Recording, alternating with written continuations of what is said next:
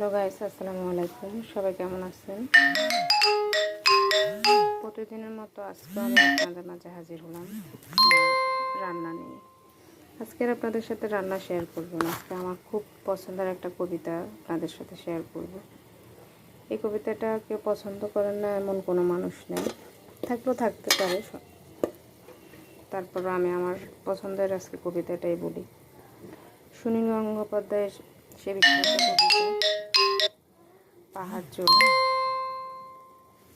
অনেক দিন থেকে আমার একটা পাহাড় কেনার শখ, কিন্তু পাহাড় কে বিক্রি করে তা জানি না।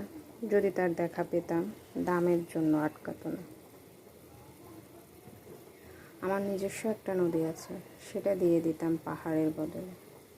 কে না জানে পাহাড়ের চেয়ে নদীর দামই বেশি। পাহাড় স্থানও, নদী বহমান। তবু আমি নদীর বদলে পাহাড়টাই কিনতাম, কারণ আমি ঠকতে চাই। নদীটাও অবশ্য কিনেছিলাম একটা দ্বীপের বদলে। ছেলেবেলায় আমার বেশ ছোট্ট খাট্ট সিমছাম একটি দ্বীপ ছিল, সেখানে অসংখ্য প্রজাপতি।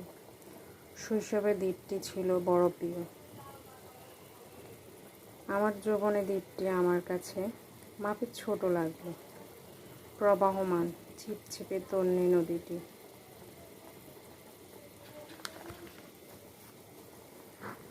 বন্ধুরা বলল, এটুকু একটা দ্বীপের বিনিময়ে এত বড় একটা নদী পেয়েছিস।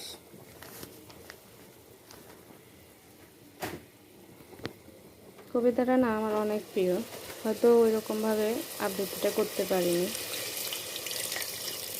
আবৃত্তির গলা অত ভালো না, তারপরও চেষ্টা করলাম। কবিতাটা আমার খুব পছন্দের, অনেক বড় কবিতাটা, হয়তো 3 মিনিটে বলে শেষ করা যাবে না। তারপরও চেষ্টা করলাম আপনাদের মাঝে আমার কবিতাটা বলার জন্য। আমার রান্নাটা আজকে শেয়ার করে নেই। যদি কারো আমার রান্নার রেসিপি লাগে আমাকে অবশ্যই জানাবেন। আজকে আমি রান্না করলাম শসা দিয়ে, শসা মাছ এর একটা সবজি রান্না করলাম। খুব মজাদার একটা সবজি, আপনারা একবার ট্রাই করে দেখতে পারেন। আমার সাইডের যে এগুলো দেখা যাচ্ছে এগুলো সবাই ইগনোর করবেন।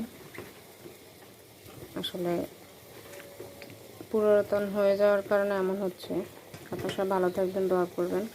আশা করি আমার আইডিটা সাপোর্ট করবেন। আল্লাহ হাফেজ।